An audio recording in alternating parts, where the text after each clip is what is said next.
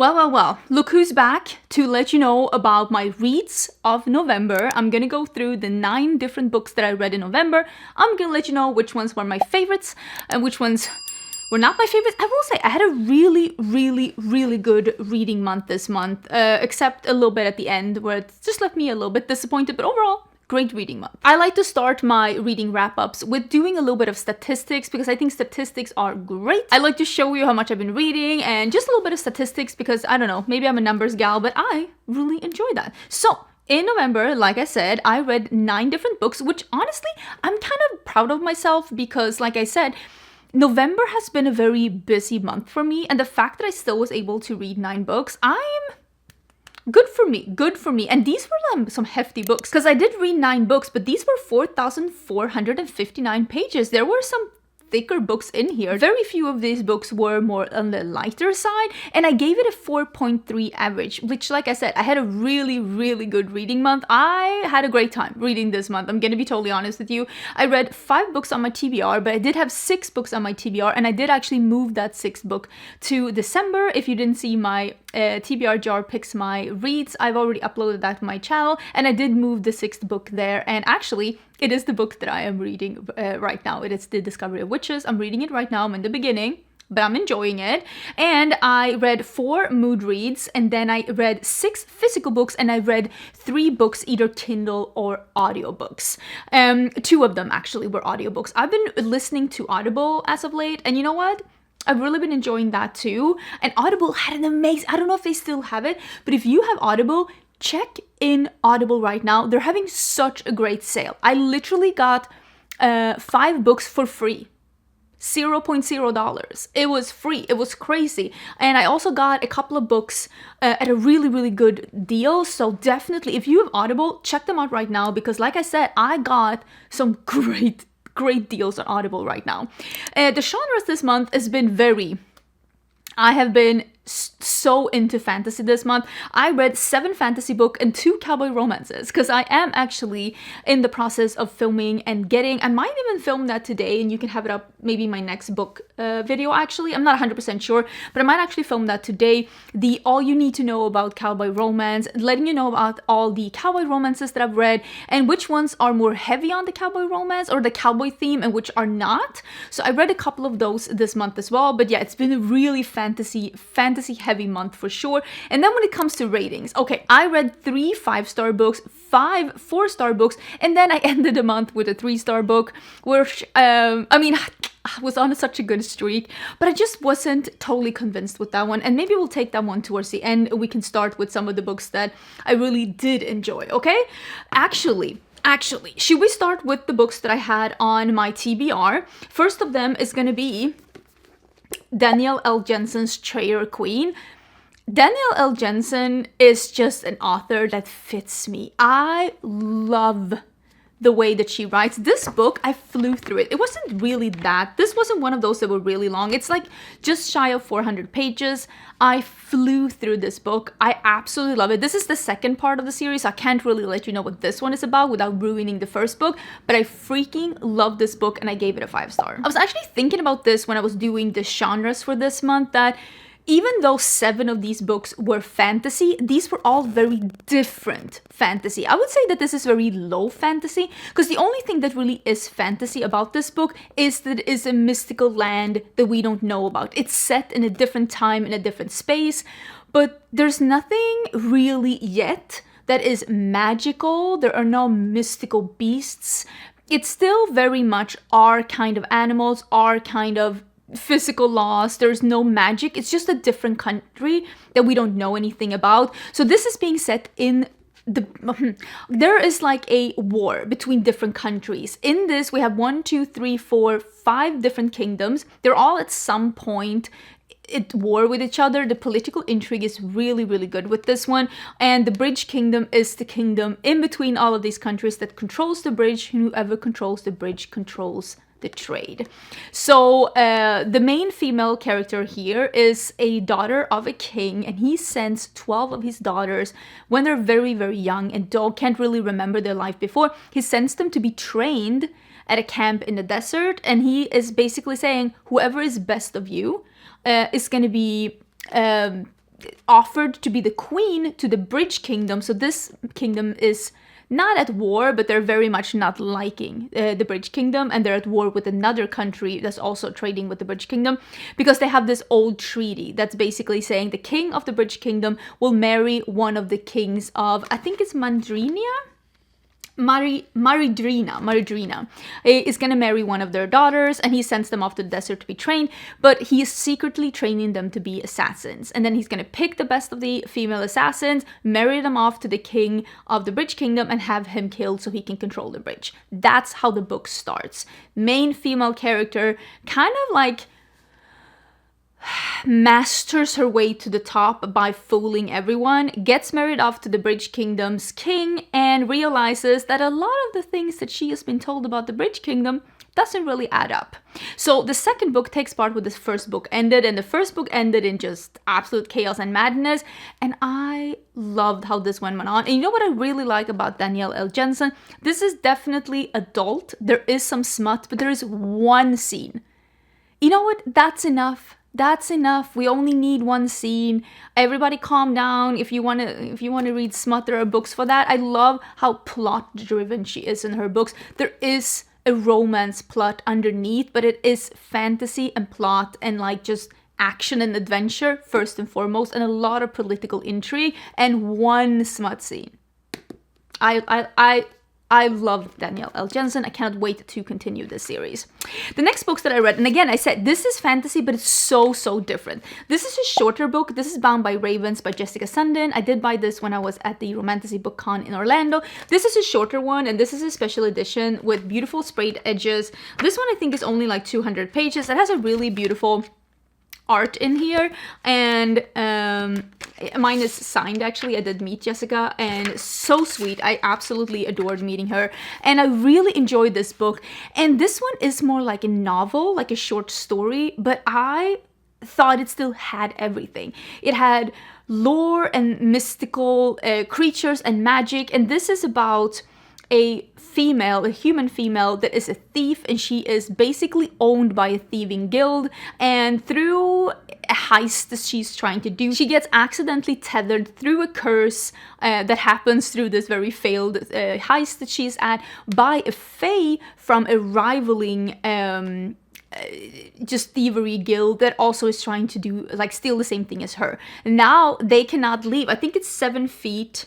Something that it's like an amount of feet that they cannot be from each other without being snapped back like an invisible rubber band, and now they have to go on a quest to try and lift this curse. And it's just it's not enemies to lovers, it's more reluctant allies. They're forced to work together, and it's interesting. I liked it a lot. I gave it a 4-star. It was very entertaining. Again, if you're looking for just a really fun and entertaining and fast-paced, kind of witty, and just a different kind of fantasy, because again, it is not urban fantasy, but it has elements of it because it is a city. There are some more technological stuff happening, even though it's definitely not like Crescent City. And I liked how well done the story was for the short format that it is, and how much I liked the characters in it. And this is a freestanding book, and then there's a second freestanding book that's called The Night Market, and then there's a third book that ties those two freestanding books together. So you need to read the 2 first books to read the third one. I'm definitely continuing the series. I thought it was really entertaining. And then another book that I also bought when I was at Romantasy Book Con, oh my god, sorry about that. My camera is on my table that I have my heavy books on, is the Bewitched by the Fruit Bag King, and this is a special edition sprayed edges, and it has orange pages. And this is set during like a Halloween-esque time, and I read this just after Halloween, and it's a very unusual fantasy book. This is almost rom-com meets contemporary romance. It's like rom-com contemporary romance meets like romantasy, and this is a vampire, but it's a fruit bat vampire meets a witch, and she is trying to find love, but her friend only sets her up on blind dates. That's just not the type of guys she wants to meet. So because she's a witch, she sets out a spell and says, listen, if there's a true mate out there for me, bring him to me. And bat just shows up in her room. She panics and basically banishes him away, and that's how the story starts. And there is another plot in here too, and that's the plot that I really liked. I like that. I mean, when I say that, it just sounds like it's gonna be just situational comedy, like that kind of a thing. But there is another plot in here too. This is not, and I say this, it might sound like I mean this as a bad thing, but this is written kind of like easy breezy. If you think sometimes fantasy can be a little bit too florally with the words, they're writing in a way that makes it hard to like connect to it, the world building is just too much and you just kind of lose interest. This is a nice, like, it's kind of like there is fantasy elements, but it's not giving hard to grasp. This is not like Lord of the Rings or even like Fourth Wing or anything like that. It's more like low stakes, set in our world, also set in our world. And I liked it. It was cozy, it was cute, I liked the subplot, and yeah, there's a lot of things in this book that I really enjoyed. I gave this a 4-star too. Did I say that? I really enjoyed it. I would say this is more maybe like a weak 4-star, but I still did enjoy it, and I thought it was a great book, and I would love to check out more things from the author. The next book that I read is, oh yeah, sorry about that. Sorry about rocking your world, quite honestly. This is Wings of Ash and Flame, and I read this one out of recommendation of my friend Ali. And this is by Jocelyn Blue, and I did meet her at Romantasy BookCon, but she didn't have a booth there. She was only on the panels. Not only, I mean, that's amazing work, but I did order it there, and when I was home, it was waiting for me. This is a romantasy, and it is like war college kind of a thing, and it is a woman who is an orphaned human, and she basically ends up in prison. This happens in the first part of the book, but then in prison, where she thinks she is just left to die, there is a professor at a college, this magical fae university, or is it university? What do they call it? Offered a place as a brutal fae academy. That's what it's called. Basically says he's offering her a place at the academy. She realizes that there is a reason why they're offering this human in prison this place. Like, she is not supposed to be at this place. And of course, the story unravels when she gets there. I gave this one a 4.5. I think on Goodreads, I gave this a 5-star. I'm probably going to count this as a 5-star, but this is a very weak 5-star. And I think it's a great book. I was thoroughly entertained, but I think some of the things were dealt with a little heavy-handed. There was a couple of things that was just, and then this happened, and then that happened, and this, it was just, things happened a little bit too smoothly, things were explained a little bit too heavy-handedly. I was lacking some of the finesse that sometimes comes with fantasy, where things are a bit more implied, or things don't happen just this smoothly and easily. With the love interest in here as well, there wasn't really that tug and pull. You kind of instantly knew exactly what was going to happen.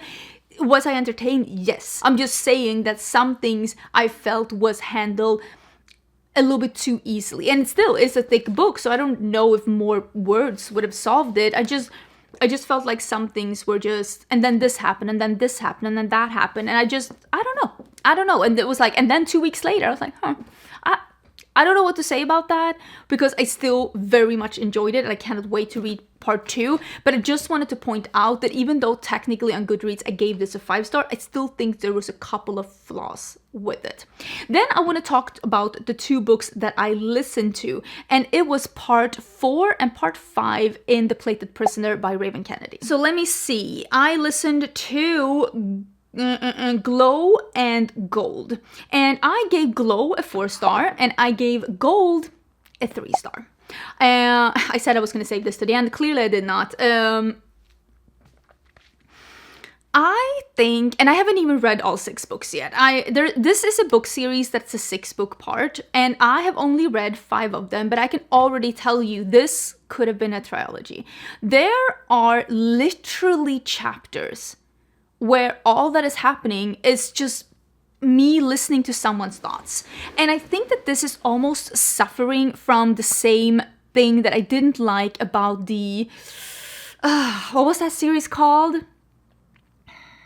Powerless, Hungerless, Pointless, you know that series, you know, the Powerless series, where I just feel like I should have been paid as a therapist for all the internal thoughts I was listening to. So bigger parts of this 5-book series or 6-book series is just being played out in their heads. And a lot of things that they're saying are so incredibly repetitive, where I am just like, I don't need to know about this again. We need to move on and get the story going.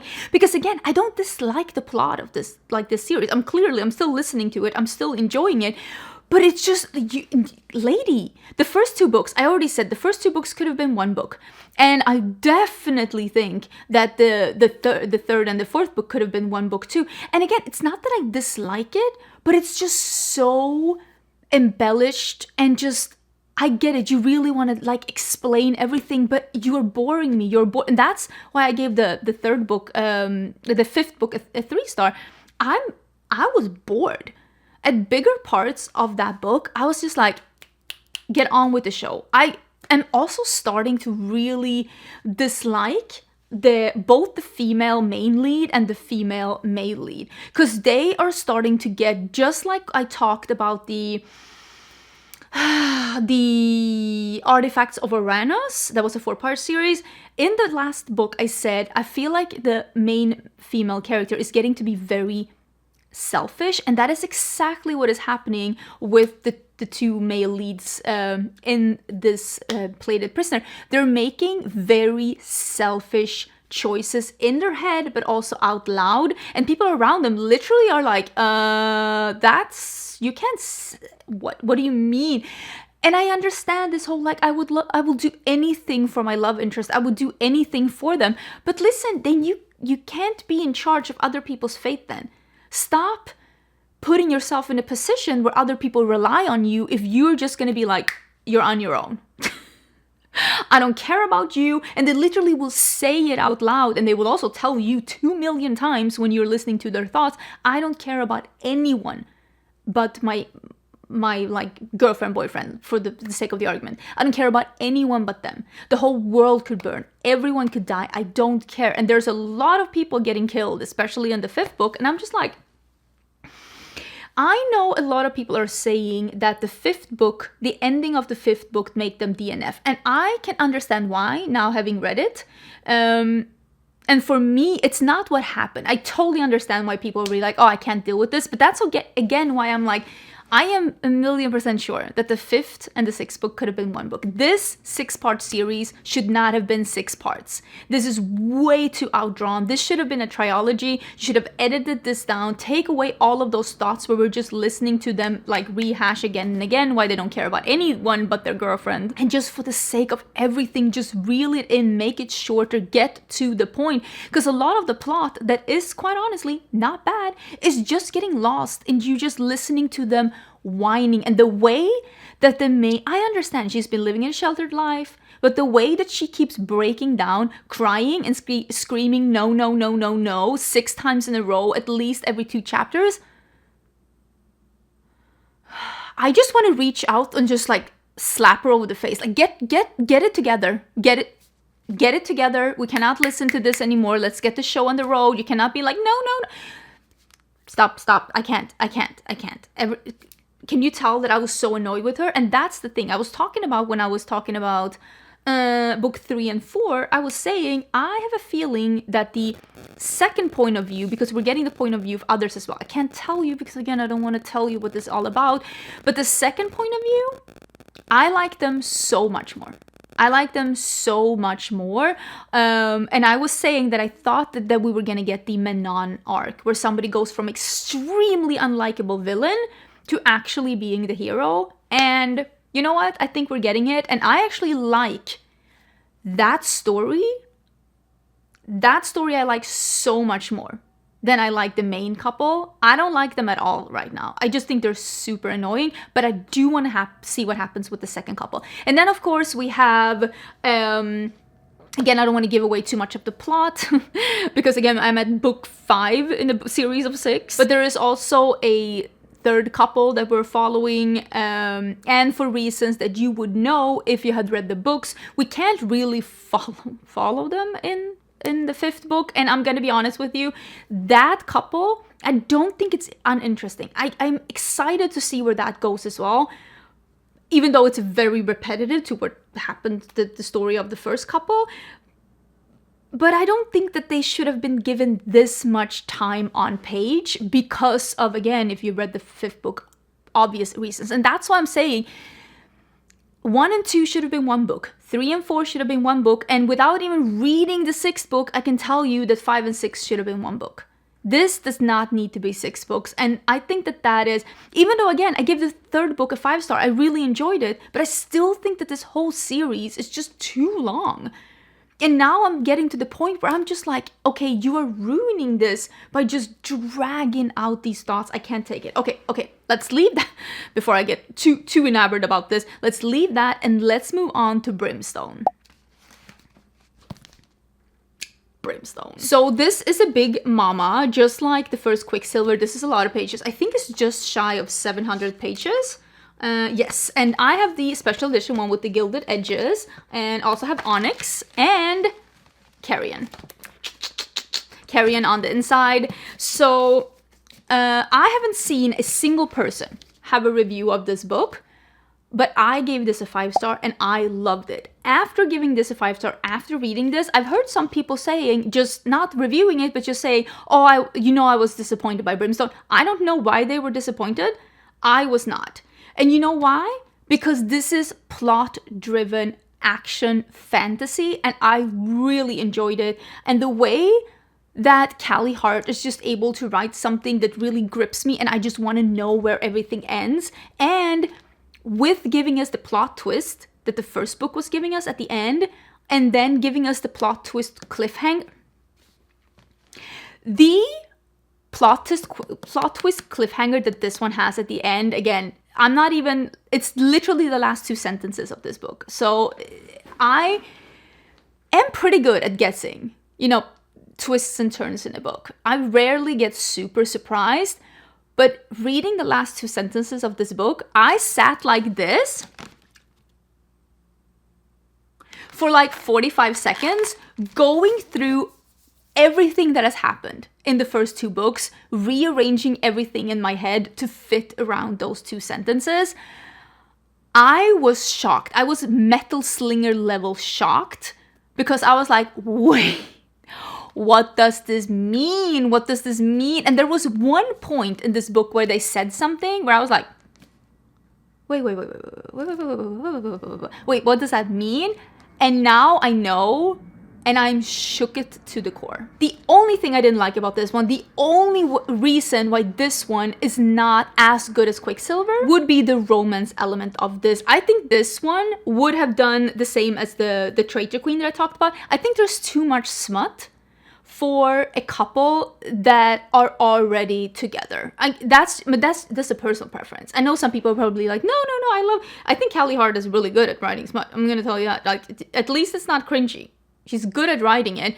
But I think that if you want to have this much smut in a book still, I think you need to introduce a new couple, because I mean, there's no, I was gonna say there's no excitement, but like, I like reading about people falling in love and the initial passion. I don't want to read about people that when they're already like decided, basically, even though of course there are things happening around it. So that's the only part where I was like, okay, sure. I think that could have been less, or we could have introduced something else instead. But there's also a part in this book, and again, I can't tell you anything about this because this is the second book in a series, but there's a part in this book that is so smartly written. Again, it's only 1 sentence where Kingfisher is talking to Carrion. And Carrion says a sentence that makes me reevaluate Carrion as a person completely. It makes me rethink everything I know about him, and it's just so smart, because these are the things that I like about books, when it gets me thinking and it gets me to reevaluate, what do I know about this person? What does this mean for the story? And what could this mean for the future of the story? Really, really enjoyed that. The first book, Quicksilver, it's about a girl. She is a thief, just living in a city in the middle of the desert, and she's just thieving for water to get her and her brother to survive. One day she steals the wrong thing. She ends up being captured by the guards, dragged into the castle. She almost dies of wounds she gets through a fight.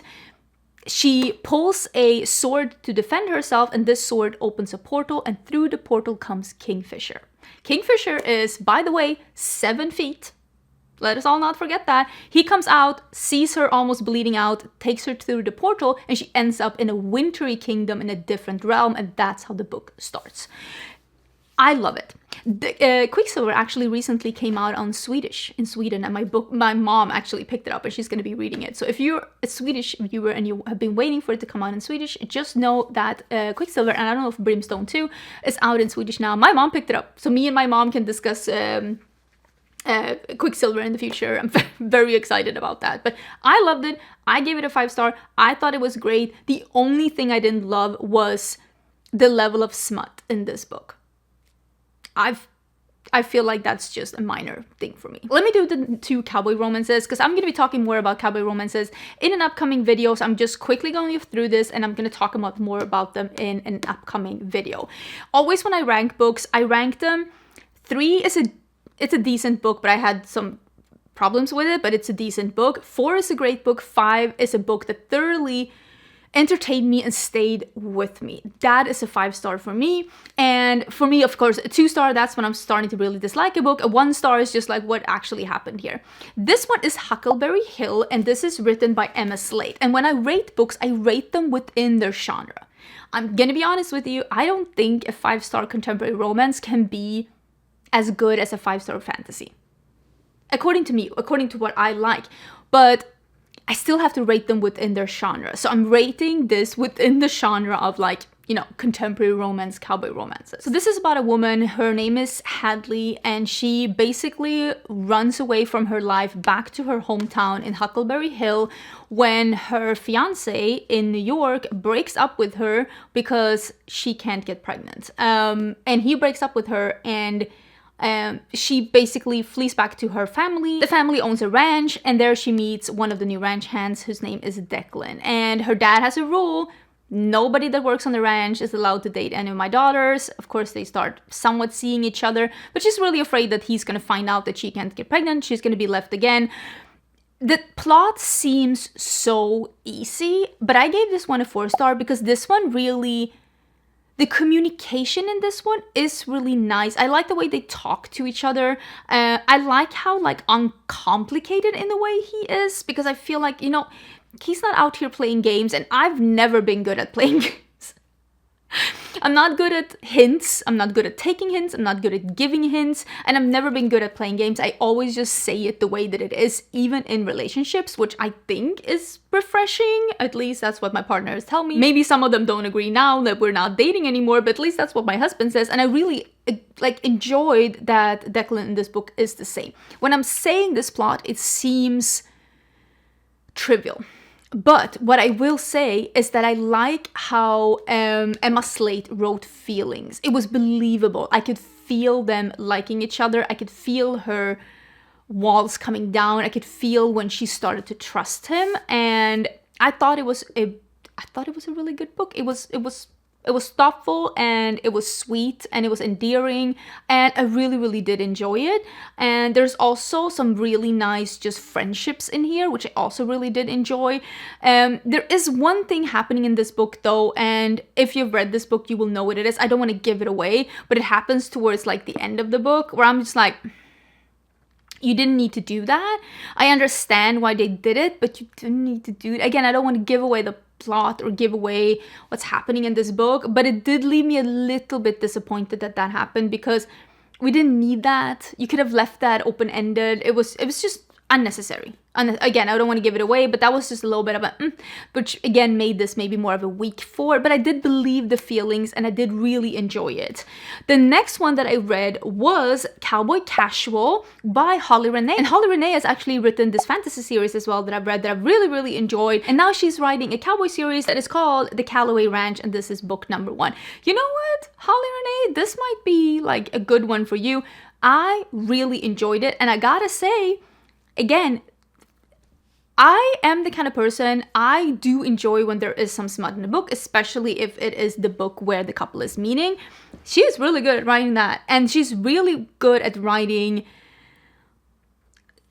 I don't want to call this slow burn, because it's not really, this is a second chance romance.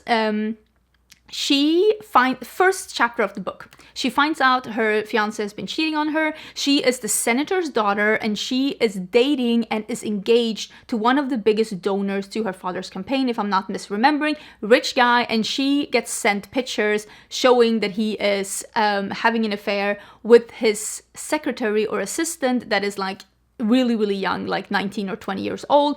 She basically confronts him at his office, and she just takes off to her hometown, which is just middle of nowhere, with her grandma and her grandma's strawberry ranch. And neighbor to her grandma's little strawberry farm, I should say, is the ranch where her childhood love is. And the reason she left her hometown in the very beginning is that he broke up with her and said, you should leave. And she's never gotten over it. And this book is just basically going over what actually happened and what's been going on since then.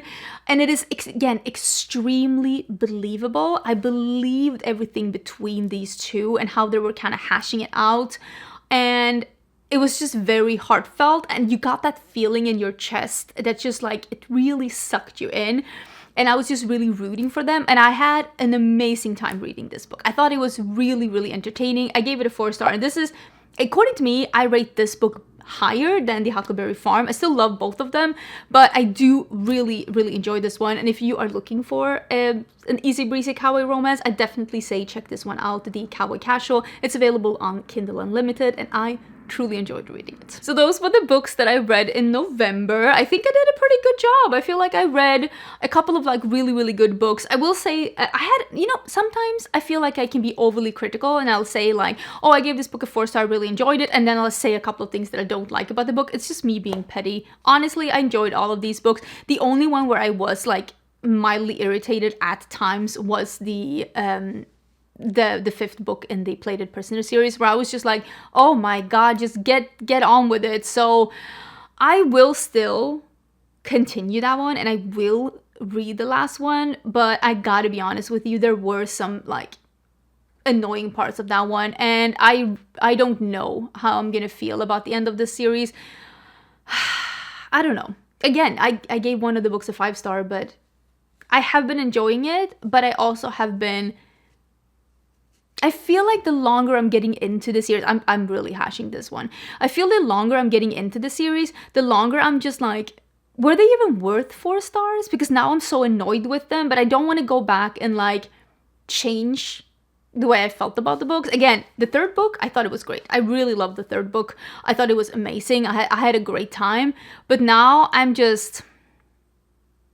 a little bit bored. And I really hope that the 6th and final book will be less whining and crying and like just selfish deeds and more getting to the point. That's what I'm hoping for. If you enjoy more book videos, don't forget to subscribe. I am uploading a couple of extra ones in December because I have some videos that I want to get through. I am soon gonna have a video about cowboy romances. I'm also gonna have a video going through all of the series that I'm in the middle of and which ones I'm keeping on and which one I'm DNFing, because there was a couple of like also popular series that I'm DNFing where I'm like, I don't want to continue reading this. I am out.